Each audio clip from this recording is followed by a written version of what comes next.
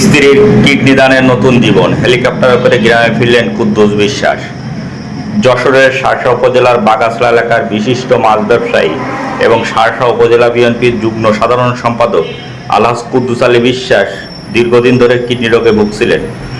চিকিৎসকদের মতে জীবন রক্ষার একমাত্র উপায় ছিল কিডনি প্রতিস্থাপন। এই সংকটময় সময়ে তার স্ত্রী ফারজানা স্বামীকে বাঁচাতে এক মানবিক ও সাহসী সিদ্ধান্ত নেন, নিজের একটি কিডনি স্বেচ্ছায় দান করেন। সকল প্রয়োজনীয় পরীক্ষা নিরীক্ষার মিল পাওয়ার পর তাকে উন্নত চিকিৎসার জন্য তুর্কিস্তানে পাঠানো হয়। সেখানের একটি বিশেষায়িত হাসপাতালে সফলভাবে কিডনি প্রতিস্থাপন শেষে আজ তিনি বাসায় ফেরেন।